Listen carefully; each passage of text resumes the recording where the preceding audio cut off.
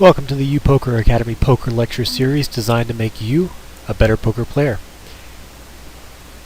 In this lesson we're going to be talking about tournament poker, and I've picked a pot limit Omaha game because I don't want you to focus on the cards because the hands you play are not that important in tournament poker, and I want to illustrate that by playing a game I know very little about, which is No Limit Omaha. And this is an 18-man sit and go, so the top three pay out at 50%, 30%, and then 20% of the prize pool. And I'm going to show you how important it is to play good tournament strategy rather than playing good tournament hands. So the first thing that we've got to address in tournament poker is this idea of expected value, or EV. Now in a normal poker game, in a cash game, your EV is the dollars that you make or lose on any action. So if you make a really bad call, and it's a really awful call, you could lose, $50 in EV. However, in a tournament, you're working with two different kinds of EV. You're working with chip EV, which is the number of chips you stand to make and lose, and dollar EV, which is the amount of money you tend to win or lose, which are different things, because you can win more chips in tournaments without necessarily winning more money.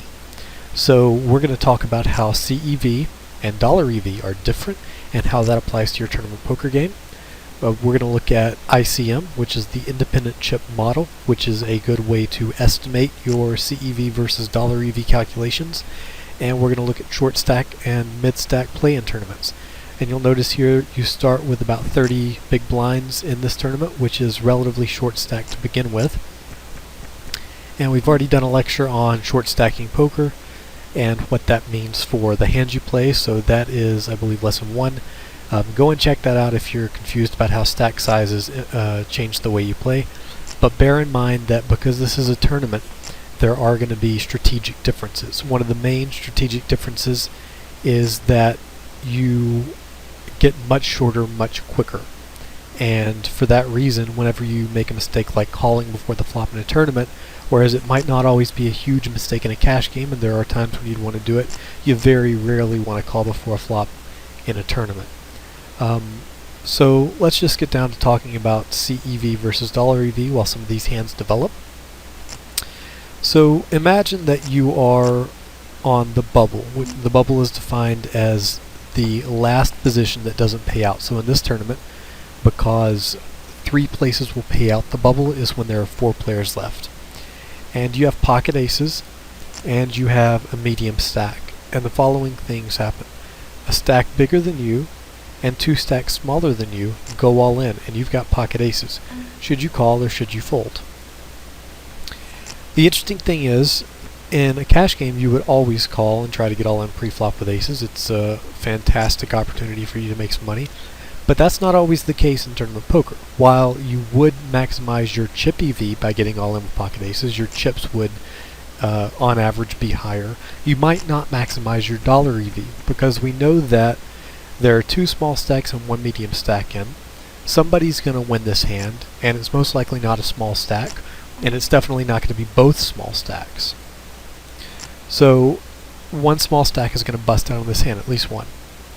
So this means that with our pocket aces we could call and we could lose the big stack, or we could, and in which case we make $0, or we could fold and let one of the small stacks bust out, in which case we win the lowest paying dollars. So this is kind of the most drastic example of the difference in CEV and dollar EV. And in the specific situation I just described, the correct decision is to fold your pocket aces, because your dollar EV from folding is higher than your dollar EV from calling, even though your chip EV from calling is higher than your chip EV from folding. Okay? So when you deal with tournament poker, that's the decision that you're going to be faced with most often is, given my position in this tournament, given how many chips I have, how can I maximize the chance that I win money, and how can I maximize the amount of money I win? And there's a pretty straightforward rule that we use, which is first get in the money, then win first. And what this basically says, given that CEV dollar EV debate, is until you're in the money, or when you're very close to the money especially, the prime consideration is getting into the money. Once you're into the money, the CEV dollar EV distinction falls off completely, and you should be maximizing your CEV, because the only way to win first, which is where the very big payout is to maximize your CEV, just to win every chip on the table. So essentially, when you're coming up to the button, you're going to play much more tight, and then as soon as the button pops and everybody who's remaining is now in the money, you're going to loosen up significantly, and you're going to go back to playing standard, straightforward, good poker. And this is one of the interesting things about tournaments that a lot of people don't realize, is this interesting distinction that happens. Another thing that we're going to discuss is the Nash equilibrium and the independent chip model, and how those two things come together to build what we might call a push-fold strategy. And this discusses the idea that when your stack gets below a certain point, it's usually about 10 big blinds, you should be playing push-fold poker. You're either going all in or you're folding. Raising is out of your game because you don't have enough chips to fold to a re-raise. You're going to call a re-raise if you raise. So raising doesn't actually give you any benefit. And you don't have enough chips to call, because when you call, you cost yourself valuable chips without any chance of winning the pot pre-flop. So at some point in the tournament, the correct strategy becomes a push-fold strategy, and that depends on the hands you have, the position you are at on the table, where the button is relative to you, and the stack that you have. And you take those three considerations, and it also has to take into account the opponent's calling ranges and how many opponents there are to call. Those are secondary concerns to your cards, your position, and the amount of chips you have. The reason for that is most people have a pretty standard, maybe 30% calling range, and you can generally assume that they're somewhere around 30%, but if you shove a hand that is much too weak, or you fold a hand that is much too strong, it's going to be a much bigger mistake than simply misestimating your opponent's calling range. So we're looking at a 6-man table. It looks like several players. I'm going to drag this window over here so I can see it.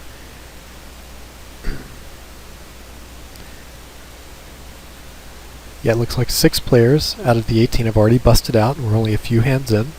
You'll notice we still have 20 big blinds, so we are not low enough where we're looking at a push-fold strategy. But we're not big stacks, so we're not going to be looking to make lots of raises. And the interesting thing is, a lot of people, when they play the big stack, they like to bully the table. And that's not always the right decision to make. Great tournament poker is often played in the 8 to 16 big blind range. The reason for this is, towards the lower end of that range, you've got the push-fold strategy that's going to be a perfect strategy, and at the high end of that range, you've got the 3-bet all-in strategy, which can also be a very valuable move against players who are simply raising. So when you're between 8 and 16 big blinds, that's when you can really dominate in a tournament. Of course, you'd rather have 500 big blinds and be the chip leader. That typically comes about through luck, through getting all in with the aces against kings, through catching a flush and stacking a set. And typically, that's not something you can control. You can't force yourself to be the chip leader. That's a mistake a lot of live tournament pros make. They say, by this level, I need to have, say, 20,000 chips. And you can't really dictate that in poker. You can't say, oh, I'm not at my limit, so I need to raise more and I need to bluff more, because that's going to be a losing strategy. And lots of pros do that, even though it's a losing strategy, and they're not very good at poker. So I tend to try to play my hands according to the mathematics of the situation. And if the mathematics tell me I should be folding, then I'm not going to look at my chip stack before I fold. If the mathematics tell me I should be going all in, I'm not going to consider much more than whether or not that math is correct. So what this means is I often see my stack decrease a little bit until I get a hand I want to go all in with. I go all in, and I either go bust, or I win the pot and double through, or the opponent folds. And something like 70% of the time, the opponent's going to fold. So you have the opportunity to kind of stay within that all-in range. As your stack dwindles, you start going all in more often. As your stack grows, you go all in less. So this keeps you in a range usually between 7 and 12 big blinds. Of course, then there's always the opportunity for an opponent to call you. and either be ahead or behind, it doesn't matter. You're looking for a double up, and you will either go broke or double up, and then you'll have some more leeway to play your tournament. And a lot of people will tell you that you should never get low stacked in a tournament, but in my opinion, and in the opinion of the math, being low stacked in a tournament is not a death knell. You have a lot more mathematical options at your disposal when you're short stacked, and you don't have to worry so much about playing the deep stack, complicated should I fold or should I call poker that you might in a deep stack game. So let me talk a little bit about Omaha now that we're kind of in a lull in the tournament. We're kind of in that midway zone where we're not going to be raising a lot, we're not going to be going all in a lot, so we're not going to have a lot of decisions to make. In Omaha, you get 4 cards. You must use 2 cards from your hand and 3 cards from the board. You can't use 1 card from your hand and 4 cards from the board like you can in No Limit Hold'em. You must use 2 of your hand's cards to make your hand, and you can't use more than 2. So it's a little bit more of it's more aggressive, certainly, and it's a little bit of a looser game. Now, one of the key reasons is in No Limit Hold'em, if you get it all in with aces against kings, if you get it all in with aces against anything, you're going to be between 70% and 90% to win the hand. However, in Omaha, if you get it all in with, say, ace, king, king, which is the best hand you can have in Omaha, against somebody who has 6, 7, 8, 9, you're only going to be about 60% to win that hand. So even though it's harder to get the best hand, you will not be so far ahead, which means that actually in Omaha tournaments specifically, you can go all in with more hands because the risk of getting called is not so bad. You'll often be 40 or 50% to win the hand, even when they do call you. So that's just an aside. And the reason I tell you that is because it allows you to kind of intuit the value of going all in, even if you get called when you're behind in No Limit Hold'em. And this is a fear that a lot of players have. The idea that, I don't want to go all in because they could have ace-king or they could have aces and they might call me. But the interesting thing is, even if they do, that's still a good outcome for you so long as the math dictated that they should fold often enough for this to be profitable. Because you can still beat those hands, especially in Omaha, where you can beat those hands, 30, 40% of the time. So the interesting thing you'll notice a lot of players doing in small stakes hold'em tournaments is calling before the flop. That's almost always going to be a mistake, and you'll see even on these tables a lot of players are calling before the flops. It's getting checked around. In higher stakes tournaments and in bigger tournaments where the cream kind of floats to the top and you tend to have better players on the bubble, you see very little calling. You see much more raising in all ends and re-raising and 3-betting. A lot of times players try to take the pot down before the flop. And that's actually the case in tournament poker. It's much more pre-flop and flop-centric than cash game poker. Cash games, you'll play a lot of rivers, you'll play a lot of turns. Usually in tournaments you won't see so many of them. So it's all about mastering that pre-flop and flop game, and if you've mastered that, you'll go a long way in tournaments. One thing I wanted to talk to you is about tournament rake.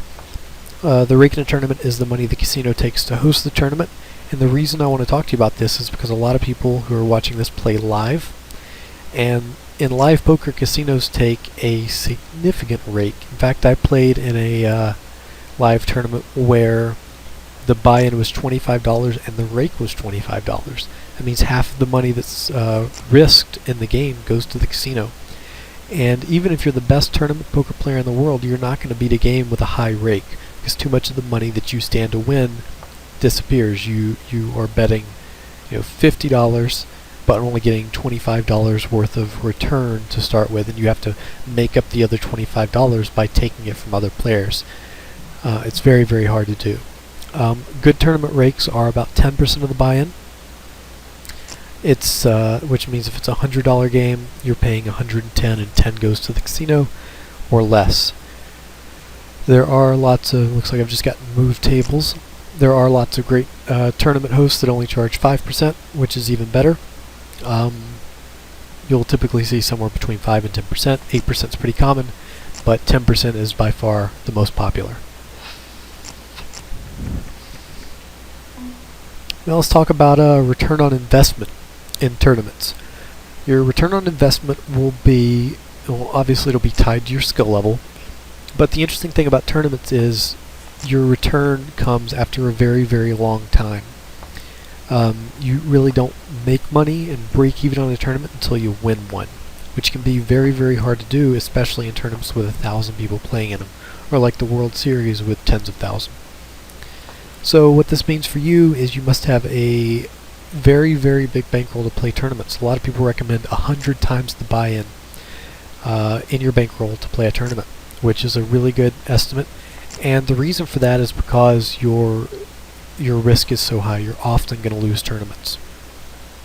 But professional tournament poker players' ROI on a $100 buy-in tournament is often in excess of $100. So for the time it takes you to play that tournament, by putting in the 100, you will usually win about 100 more. I've seen 200% ROIs. I see a lot more 100% ROIs, and I very rarely see anything less than 30%. Most people who are professionals consider themselves somewhere between 50% and 150% ROIs. The reason for that is with an ROI of something like 10%, you're essentially breaking even, and it'll be very difficult to make enough money given how long a tournament takes to play. Some tournaments take 3, 4, 5 hours, and if you're making 10% of your buy-in, even if it's a $1,000 buy-in tournament, to play a $1,000 buy-in tournament, you're going to need $100,000 in buy-ins, and you're going to make about $100 in the whole shebang for a 5-hour-long game. So you often see players not play tournaments who are winning that poorly. But the thing is, it's hard to calculate your ROI. If you win 2 first-place wins, which can happen if you get very lucky, your ROI is going to appear to be several thousand%. Even if you've played a lot of tournaments, even if you've played 50 tournaments in the past, you take down a couple of first places when you got lucky, you're going to see a 500-600% ROI. On the other hand, you come in 2nd, 3rd, 4th, or 5th several times, you're going to see a much lower ROI. So we generally recommend that players who put a lot of time into tournament poker and think a lot about it estimate their ROI at about 70 to 100%.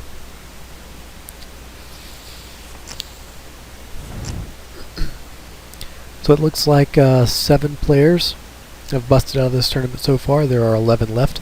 We're not quite to the stage where the bubble comes into play yet. That usually happens around 6 players, 5 players, and 4 players. And it increases, the bubble value increases as you get closer to the 3-player cutoff for cash payouts. So for right now, we're just playing kind of standard poker. We've still got 13 big blinds. And we are going to be considering on the next couple of orbits hands that we might go all in with.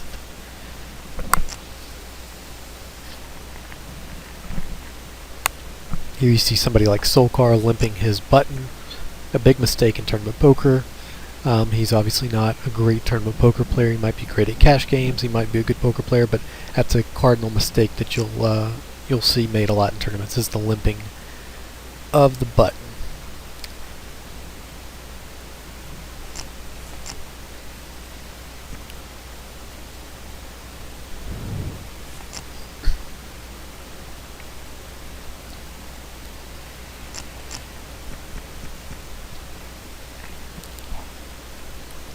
So I would like to talk a little bit about 3-betting when you're in the blinds. That's an interesting conundrum.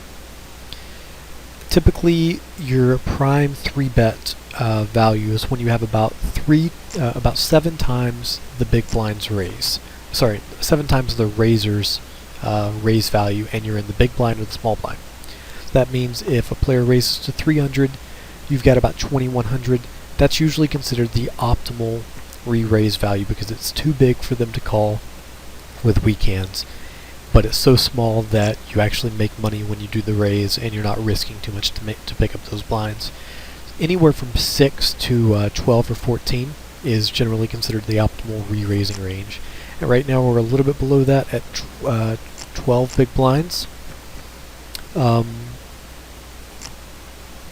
which means if a raiser was to raise, just a min raise to 400, we'd have about 6 times, so we'd be on the low end of what's reasonable there. But if a player was to raise to 600, we'd have far too little money to make that re-raise all in. They would simply call us, especially in Omaha.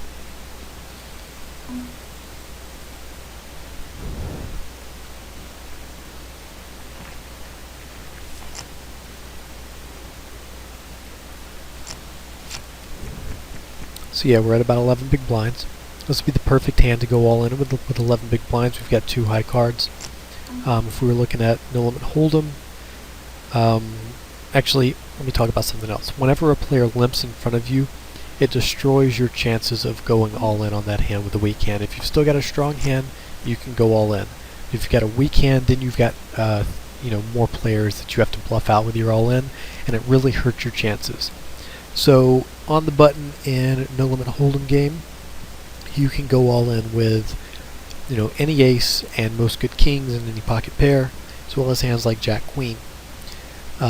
That's at about 10 big blinds. As you get down to 6 big blinds, you're going to start going all in with any ace, any king, and good queen, so like your queen 8 and better. And as you get down to like the 4 and 5 big blind range, this is kind of the red area, the red zone. You're going to need to double up quickly. You're going to be looking for any 2 high cards.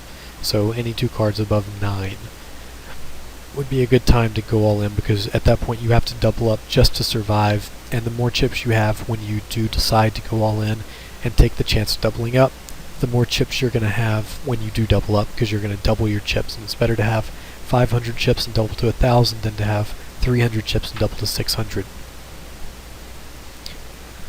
So somewhere around 5 big blinds, I'm looking at my play as a red zone play, and I'm looking to double up with just about any hand that looks reasonably good. Of course, the other option is just to still the pot, and that often happens.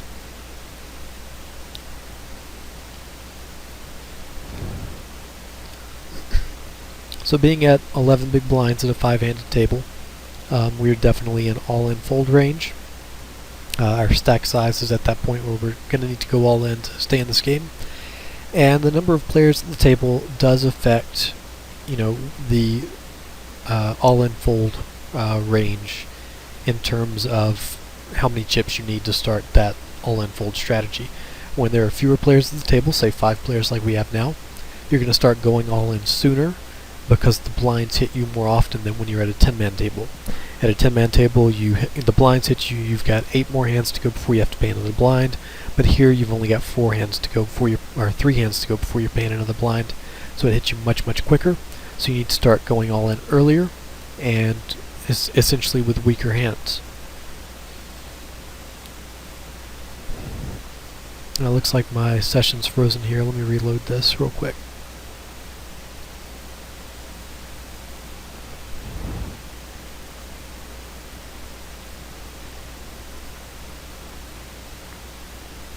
Alright, we're back.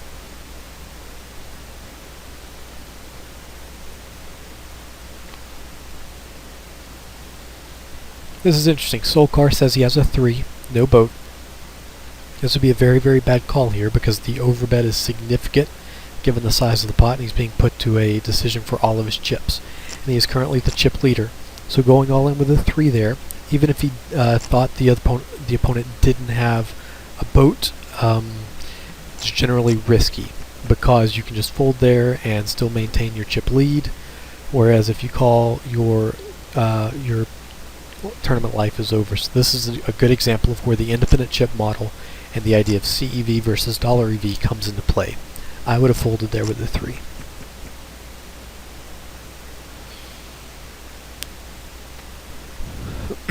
So we've got pocket 6s with a couple of overcards, and it's definitely going to be an all-in position for us. We are at under 10 big blinds, so we're going to need to be making that decision more often. And because there are only 4 people at the table, we're going to need to be making it significantly more often.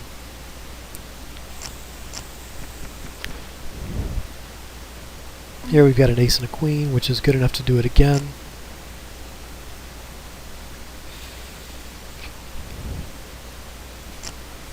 And we do get called by 2 queens, and a queen does come. And I believe we are going to get knocked out at this point. But that's poker. We're going to sit here and watch the rest of this game and talk about it as it happens. So we've covered the independent chip model, and we're going to cover it in a little more detail when we get to the bubble. And we've talked about all-in fold strategy, which we just gave an example of there. We won a pot, then we lost the next one. If we had doubled through on that hand, that would have been fantastic for us. We'd have been coasting for the next, several hands, probably until the tables merged up with just 6 players left.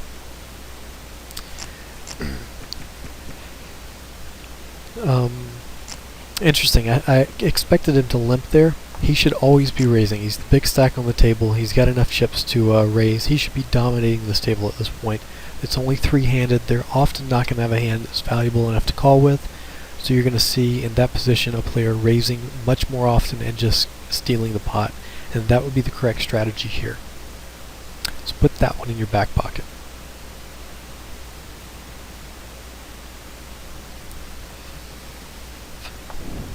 So the tables have merged back up. We're at 6 players, which means we're going to start talking about bubble strategy. At this point, if you look around the table, the 3 shortest stacks are going to be Fox, EA Danes, and M Xenon. And because they're the shortest stacks, especially now M Xenon, they're going to be looking to avoid losing any more chips. What you're going to hope for here, if you're this guy, is that these 2 guys bust out, and then one of these guys bust out against Wolfman. Of course, you are still going to try to double up your stack because that is still imperative, but you always have to weigh the value of doubling your stack against the risk of going broke when you're so close to the money. Remember, get in the money first, then get to first. Here, Fox made a big mistake. Going all in there, I guess he did have the flush draw and the ace, so probably not an awful mistake. But if you'll notice, he had a clear opportunity to coast at least a couple more players closer, and he did call an overbet on the flop with top pair and a flush draw, which is not a bad play in a cash game. But in a sit and go or a multi-table tournament, when you're right on that bubble, it's often a mistake. There's another type of tournament poker called double or nothing or double throughs. In these games, the top, say you've got a 6-player game, the top 3 will win twice their money and the bottom 3 will walk away with nothing. Essentially, you double your money or you get nothing. And in these games, the independent chip model is crucial because there's absolutely no value in taking first. You're going to win the same as taking third. So this get in the money and then get to first, it matters even less. Then it's all about getting in the money, and the bubble becomes much more pronounced. And if you become a very good bubble player, you can make a great deal of money on the double or nothing games because a lot of weak players play them. And double or nothings are something that I've looked at in the past, but it has been several years. And so I'm not qualified at this point to comment in detail about the correct strategy for those. But bear in mind that it's all about table dynamics. If players are tightening up around the bubble and you've got a reasonable stack, you might have an advantage if you do open up and start raising more. The correct strategy is usually, though, to tighten up and let some of the other stacks bust out against each other.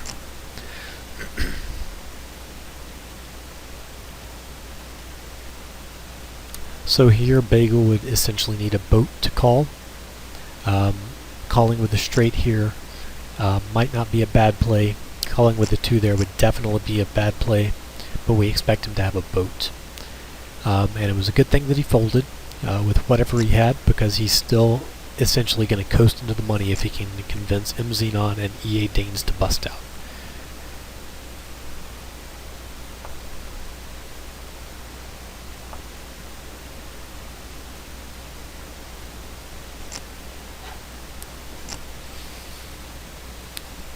And it looks like EA Danes has committed himself to this hand. He most likely has a 9. And we expect to see him get all in by the river. For example, here would be a great place to go all in. And he does, and Bagel is going to fold most likely.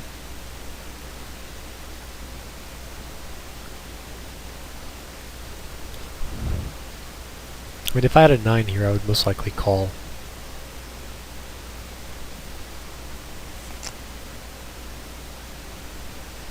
Alright, so the game is on a 1-minute break. We'll pick them back up in a minute, but let's look at how things have changed. Now you've got 4 players who are essentially in the running for the money, and 1 player who's going to have to double through a couple of times essentially to get back in the running.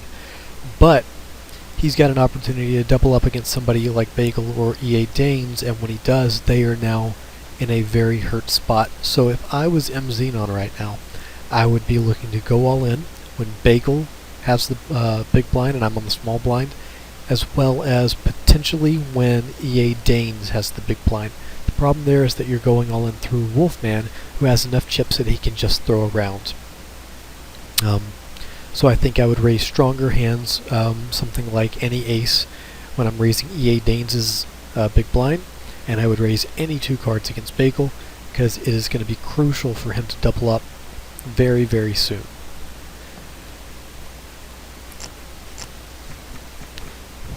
In fact, now he's just got 4 big blinds left, and so he is definitely in the red zone.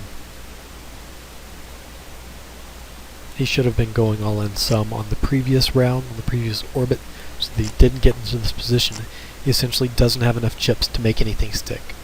This would be a good place for MZenon to go all in. It's a pot-sized bet, nobody's shown any strength, and he would pick up 900 chips.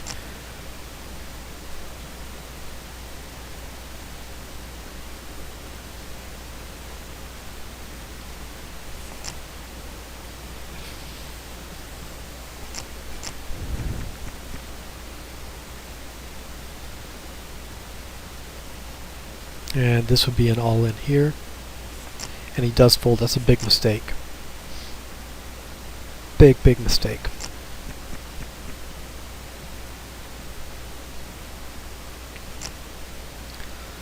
So excluding MZenon from the calculations now, because we don't expect him to go very far. Of course, he could get lucky, which would be great for anybody who's on the final table, because they'll have a huge fish who they can take the money from. But excluding him for the moment, let's talk about Kraz Badger. He's got enough chips where he's comfortably going to be in the money, and he's got a good shot at playing for first if he does get a stack against one or both of the short stacks. But what we essentially expect to see is for MZenon to go broke, and for EA Danes and Bagel to go up against one another, and one of them will double through the other one of them will go broke, and it'll be 2 players with about 8,000 chips, and 1 player with 36,000. So Kraz in this situation has the opportunity to just sit and wait, play very conservative poker. And that is what we expect him to see him doing. It's what we've seen him do in the past.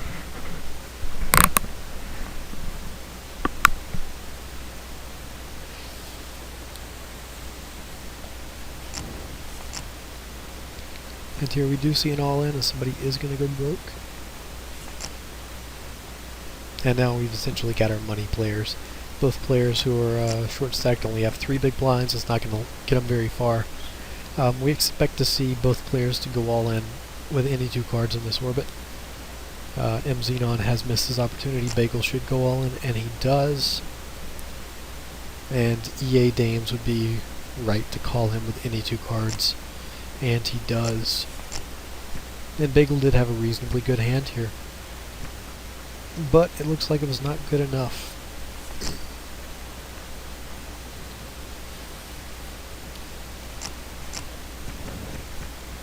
So now if any player other than MZenon gets all in at any point with any other player, it's a massive, massive mistake. Even if you got aces here, if somebody gave you if somebody showed any strength against you, it would be a great time to fold, because your position in the money is essentially secured.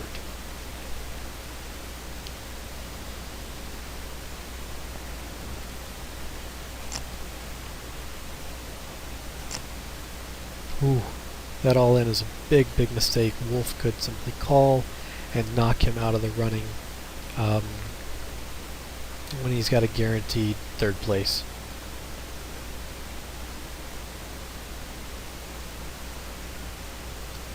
Oh, and he's thinking about it too. That's scary if you're EA Danes right now. That was perhaps the worst move I've seen in a poker game in all my life. That was a huge mistake.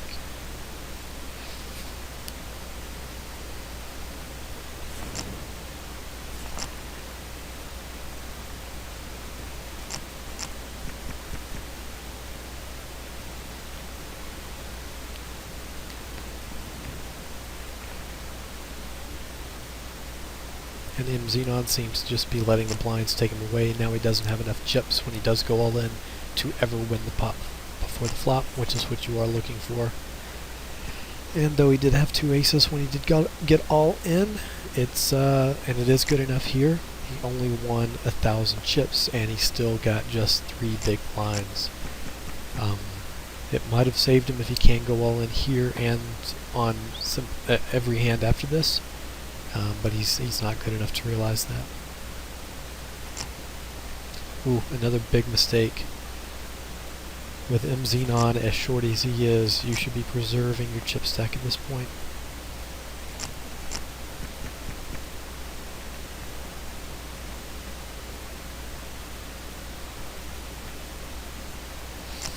Another huge mistake.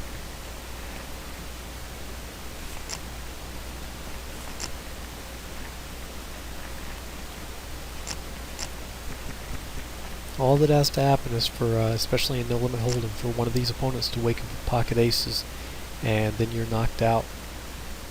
And Xenon takes the cash on a limp into the cash strategy, which is a huge loss for you.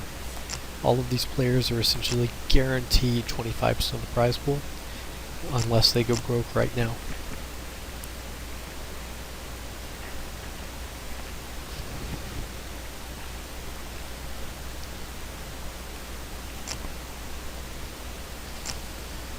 And again, and he does get called, and it looks like he is going to lose the hand. And that is the worst play I've ever seen. Xenon cashes on probably one of the worst plays in the history of poker. That was embarrassingly bad.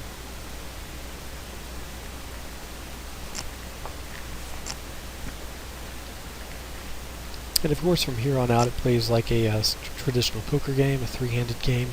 There's not much strategy changing until you get into heads up. And because I don't want to talk about heads up in this lecture, because it's going to be a separate lecture, I am going to leave the rest of this game to the annals of history, and I will catch you up on heads up strategy, especially for tournaments, in the heads up lecture. So thank you for joining us at UPoker Academy. Please check us out on riskoriented.com for more poker strategy delivered directly to your YouTube account. Please like us and subscribe to us. And for more poker strategy right now, continue on to the next poker lecture by clicking here.